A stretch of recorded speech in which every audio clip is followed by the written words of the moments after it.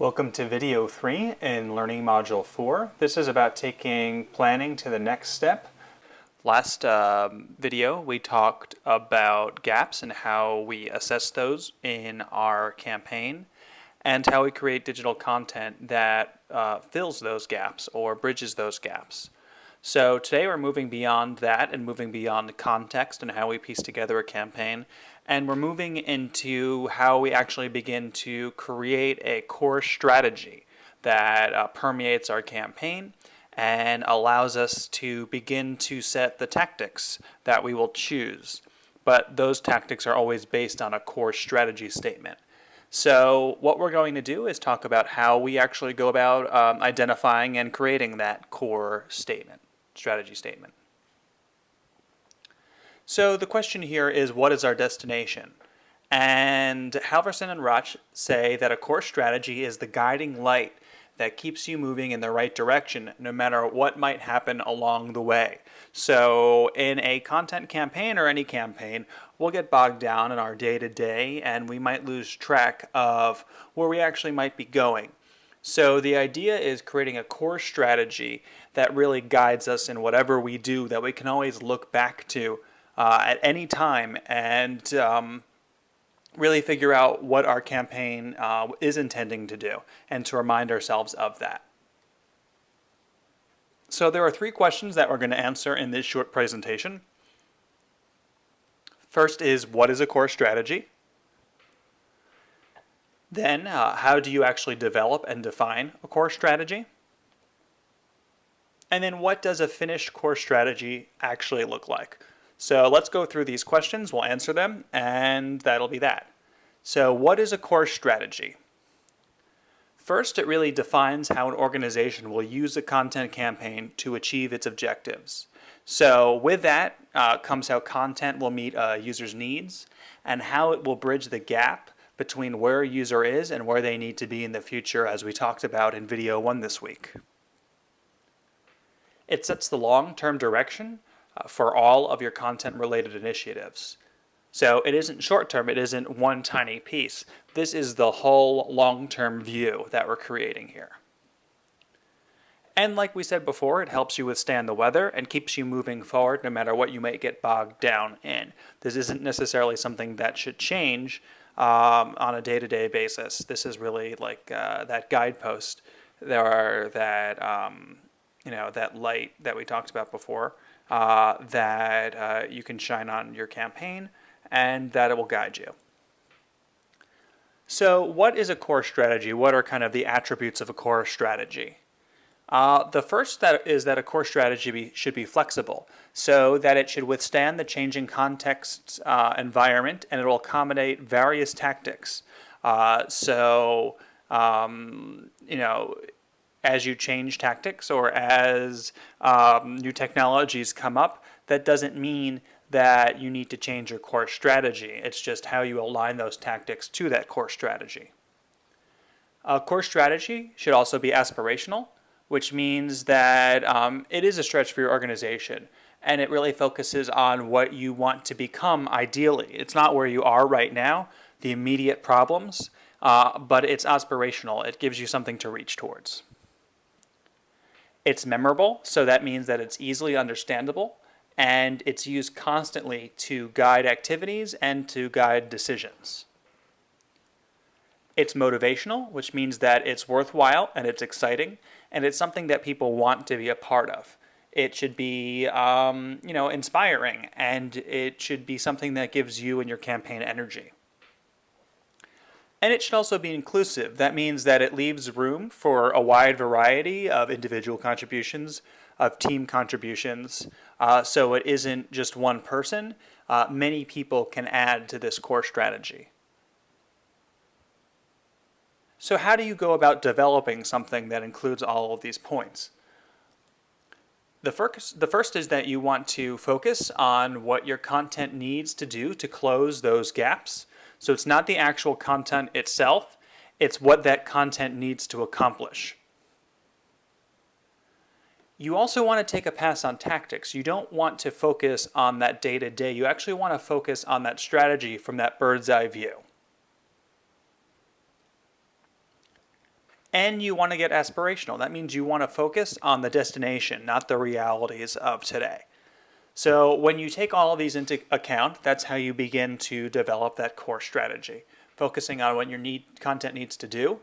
You want to talk strategy, not tactics, and you want to point to a destination.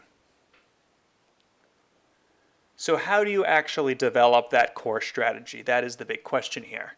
So I'll take you through it, and I'll give you a couple examples of different content campaigns. So first we want to take a look at the gap. And then I'll give you an example of what a core strategy is not. So it's less like this.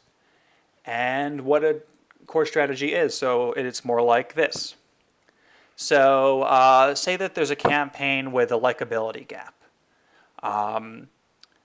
In this example, it would be less like provide information for law students. And it would be more like, we're going to be the reference resource for stressed out law students. We're going to help them become successful, ethical, practicing attorneys. So the likability gap in something that just might be information for law students can actually close that likability gap by being something that is valuable to stressed out law students. So here's a campaign where the gap is trust. Here's a tactic, get on Twitter. But it should actually be more like, we'll meet the customer where they are, providing them with service that they deserve and where they need it the most. So you won't solve your trust gap by actually getting on Twitter. That doesn't mean anything. You can put 140 characters and have it say anything.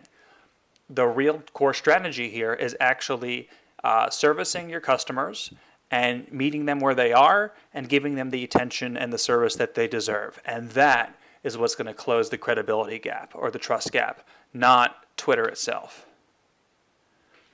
Here's a campaign with an ability gap. The competitor has a mobile site, we should too.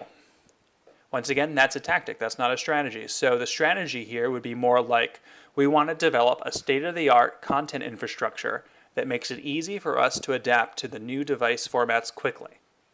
So it's not necessarily about being on a mobile site. It's really about adapting to the needs of users and being state-of-the-art so that you can service people and adapt to these newer formats quickly. So as you can see, we're taking the gap into account on the left, and in the middle, it's not a tactic. It is on the right. It's a strategy. The middle column, which is the tactic, does not actually solve the gap issue. It is just a means in which we would use the core strategy to solve it. So I hope this makes a difference in how you view tactics and strategies. Once again, tactics can be very arbitrary. They don't actually solve anything. Just by being on Facebook, just by being on Twitter, just by having a mobile website, just by providing information, you're not accomplishing your goal. You're not filling that gap. So what you want to do is have this core strategy that permeates everything that you do to solve that gap. So number 3, what does a finished strategy actually look like? Number 1, it's not a huge document. It can be as short as a sentence, because remember, it has to be memorable. A huge document is not necessarily something you're going to remember by heart. It's a short sentence. It's also a simple statement. It's quick and it's memorable. It takes those gaps into account and explains how to create a content campaign that addresses those gaps and bridges those gaps. And it shows a final destination. It paints a picture of a future without these gaps that we've identified. So let's bring it home here. Let's take a look at the case studies that we've taken a look at in the past to really illustrate how they used a core strategy rather than any tactics in order to solve the problems and be a successful case study. So we'll take a look at the case study itself, what we have identified as a gap for the campaign that they were trying to solve, and then what might have been an example of their core strategy statement. So let's take a look at Movember. What they identified as the gap that would be used in part as the reason to create this campaign was because they wanted to solve the problem of awareness of men's health and men's cancer. And also they recognized that there was not necessarily a trigger that could be used to do something about it, and that's what the campaign was trying to solve. So an example of what their core strategy statement might have been would be something like, we'll bring awareness to the idea of men's cancer and reduce the barriers that men may have in talking about this issue. We'll create a campaign that is fun and easy to participate in and use a symbol that's instantly recognizable, that it can show the participation and lower that barrier to entry into a campaign. For Ellen, one thing that they might have been trying to solve is the likability of daytime talk shows. And then also because TV and online had traditionally been separate before something like Ellen came on the air, and the separation between TV and media, what is the trigger to engage online and to take that TV and that traditional media and bring it to social media? And so their core strategy statement might have been something like, we'll use Ellen's personality and her creativity to engage with our audience in new ways, inspiring them to bridge the divide between TV and online. And then for the University of Cincinnati, our President Ono, the gap would be trust and likability and the new university president. So their core strategy statement, or President Ono's strategy statement, might have been something like, we'll create a friend of mine style campaign that shows that our president is approachable and that he views the student body as important and worthy of making time and making sacrifices for. So, like I said, I ran through all of these case studies, the gap that they perceived, and then the core strategy statement that isn't necessarily the exact one they came up with, but it is an example of what a core strategy statement could have been to bridge that gap that they perceived in column 2. So that is the example of how you come up with a core strategy statement. Once again, it's going to be something short. It's going to be something that bridges the gap, but it also gives you an idea of a destination, a place where there is no gaps. So this week we're going to have an assignment. It's going to be posted on the board, and it's going to be taking a look at how we actually assess the gaps in your group projects, and then how we create core strategy statements. So we're going to make this a discussion this week so that we can all discuss what we think the gaps might be, and then come up with examples of what a core strategy could be. This will give you a lot of practice and will give a lot of discussion around what these gaps are and what these core strategy statements are, so that we can all get on the same page for your group projects. So take a look at that, and that'll be due at the end of this learning module.